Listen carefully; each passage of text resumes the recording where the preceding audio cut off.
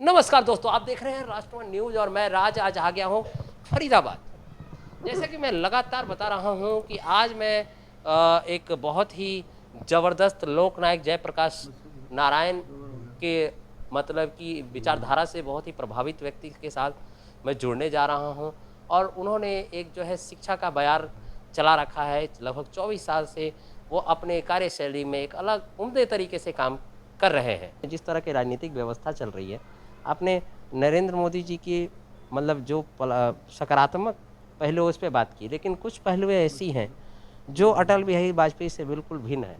अटल बिहारी वाजपेयी के बारे में कहा जाता है कि वो विपक्षियों को भी अपना दीवाना बना लेते थे, लेकिन नरेंद्र मोदी जी के साथ ऐसा क्यों नहीं हो पा रहा है? ये किस तरह की डिप्लोमेसी है और किस तरह का राजनीति है ये? देखिए, ऐसी बात नहीं है। जो अटल बिहारी वाजपेयी जी चाहते थे, वो नरेंद्र मोदी जी उन्हीं का अनुकरण कर रहे हैं। ऐसी बात नहीं है। लेकिन इस देश में क्या हो रहा है जो मेरे को समझ में आ रहा है, जैसे कुछ लोग चुनाव आयोग के ऊपर जो है ये शक के दृष्टिकोण से जो बोले जा रहे हैं, जिनके पास कोई प्रमाण नहीं है। राहुल गांधी जी इतने बड़े पॉलिटिशियन हैं, ये कांग्रेस की नीति चला रहे हैं, उनको इस तरह से बचकाना हरकत कर रहे हैं, साबित कर रहे हैं कि चुनाव आयोग जो है, अब जो सही माने में ये बात सबको समझना होगा, विपक्षी दल को भी समझना होगा, सत्ता पक्ष को भी समझना होगा। चुनाव आयोग एक कमीशन है, वो एक अलग चीज़ है।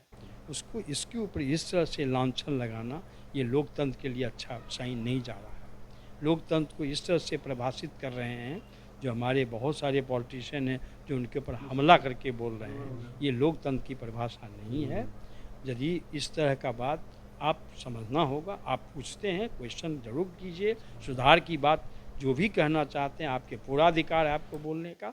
लेकिन जिस ढंग से मतलब एक भाषा बहुत गंदा जिस ढंग से आप प्रयोग कर रहे हैं, उनको अपमानित करने का, उनके निर्वाचन आयोग में जा कर के आप उनके बारे में क्या क्या अब शब्द लिखते हैं, ये बहुत ही नहीं निंदनीय बात है। ऋषि जी भी गलत बोल रहे हैं और वहाँ से जो समाजवादी पार्टी के जो मुखिया हैं, वो अखिलेश यादव जी, वो भी गलत कर रहे हैं।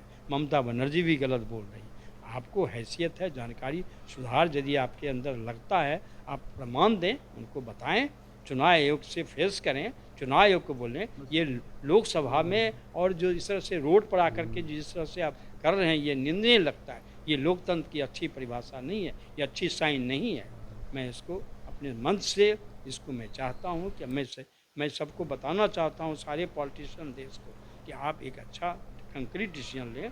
यदि कोई चुनाव आयोग में कुछ गलत हो रहा है तो ज़रूर उसका विरोध करें, लेकिन चुनाव आयोग को आप नहीं कर सकते हैं, चुनाव के लोगों को आप समझाएं। लेकिन लोग बताने वाले जो है एक बार बता रहे हैं कि टीपी सेशन का दौर था जहां पर चुनाव आयोग निष्पक्ष था।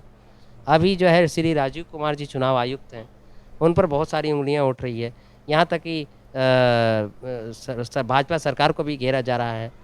यहाँ तक कि वहाँ पर जातिवाद का भी दबाव बनाया जा रहा है, जातिवाद का भी कहा जा रहा है कि हिंदू मुस्लिम चल, मतलब ये सारा विपक्ष एकजुट होकर ये कार्य कर रहा है। एक मिनट, एक विपक्ष जो है ना, वो मुद्दा से भटक गए हैं। मेरा मानना है मुद्दा से वो भटके हुए हैं। अभी यदि चुनाव आयोग को अपनी बात कहने का पूरा उनका अधिकार है, सुधार चाहते हैं, लेकिन सच ये है, इसलिए लोग घबरा रहे हैं, ये चाहते हैं कि जो घुसपैठिया जो आ गए हैं उनको ये चुनाव आयोग मान लें। ये बिल्कुल गलत बात है। जो नहीं आ रहे हैं, जिनकी बहुत सारी चीज़ का सुधार होना है, जो बाहर गए हैं, किसान मजदूर जो बाहर निकले हैं, वो चुनाव आयोग को भी उसमें शामिल करना चाहिए। लेकिन अब उनकी भी बात समझे, किस तरह से कैसे हो सकता है, उनका एक टेक्निकल सवाल है। यदि वो करते हैं, कमेटी है उनका बना हुआ, उनको टाइम दें। लेकिन बदनाम कर रहे हैं जो चुनाव आयोग जिन्हों से बदनाम किया जा रहा है, ये लोकतंत्र के लिए अच्छी साइन नहीं है, ये गलत चीज़ है। मतलब ये भी एक लोकतंत्र की हत्या है। बिल्कुल है, बिल्कुल हत्या है।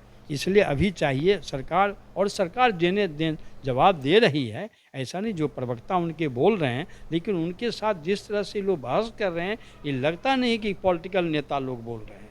ये तो बहुत दूसरे टाइप से लोग बोल रहे हैं। ये मतलब बहुत बिना प्रमाण के एक दूसरे पे केवल आरोप प्रत्यारोप। बिल्कुल, ये विरोध का काम नहीं है।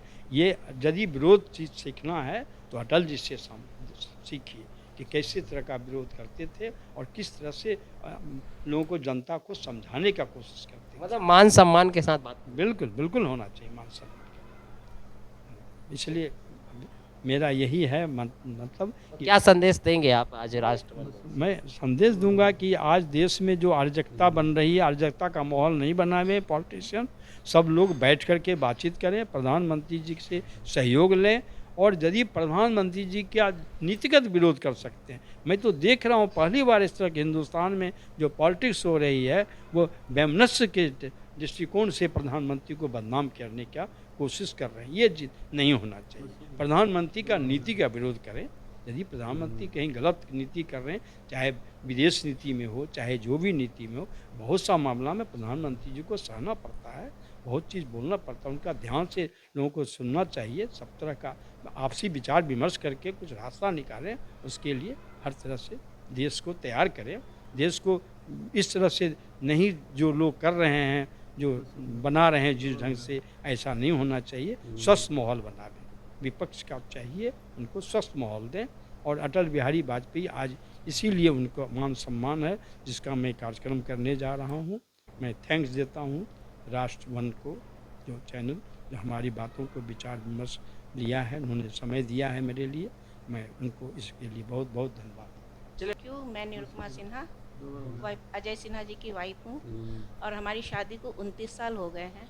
और जब से मैं यहाँ पर शादी करके आई हूँ सिन्हा जी के साथ, लगातार इनको पॉलिटिकल इसमें देखा है, जबकि मेरा बैकग्राउंड तो कभी रहा नहीं। हम लोग पढ़ने लिखने और इधर उधर में ही रह गए थे, कभी पॉलिटिकल लाइन से हम लोगों का कोई रिलेशन नहीं था। लेकिन जब से मैं इनके साथ शादी करके आई हूँ और ऑलवेज हमने इनको पॉलिटिकल लाइन्स में देखा, धीरे धीरे थोड़ा सा करके आज मैं पूरी तरह इनके साथ इन्वॉल्व हो गई हूँ। जहाँ भी मैं जाती हूँ या इनके साथ जाती हूँ, ये जो भी काम करते हैं, मेरा ये रहता है अंदर से, जो भी हो जितना भी हो, मैं इनको फुल सपोर्ट कर सकूँ। तो मैडम ये इस तरह का सपोर्ट का सिलसिला आपकी शादी के लगभग 29 साल हो गए। हाँ जी। तो शुरू में बहुत सारी चीज़ें पता नहीं होती, नहीं, धीरे धीरे कब लगा कि आप अजय कुमार से जाने लगी हैं और उनके कदम से कदम मिलाकर चलना शुरू कर दिया? शादी मतलब कुछ दिन तो काफ़ी टाइम लगा, साल 2 साल तक तो मुझे समझने में बहुत लगा इनको टाइम। मुझे नहीं ये था कि इस तरह से लाइफ हमारा जाएगा। फिर भी यहाँ लगा कि चलो ठीक है, धीरे धीरे करके मुझे भी इसमें मज़ा आने लगा, अच्छा लगने लगा कि हाँ 10 तरह से लोगों से मिलना जुलना, उठना बैठना। और अच्छी बात है, सबसे बड़ी बात है, जो चीज़ हमारे जो नॉलेज में नहीं आ रहा था, उस चीज़ को हम लोगों को जानना सुनना हमने शुरू किया, तो मुझे अच्छा सोसाइटी मिल रहा है, काफ़ी हेल्दी, काफी हेल्दी सोसाइटी हाँ मिल जी, रहा है हाँ और जी, आपका टाइम भी एक्सपेंड हो जाता है। काफ़ी अच्छे से पता ही नहीं चलता टाइम कैसे हमारा बीत जाता है। तो दोबारा ये जो है ये आंदोलन को अब जो है ये शिक्षा आंदोलन के रूप में बदलने जा रहे हैं।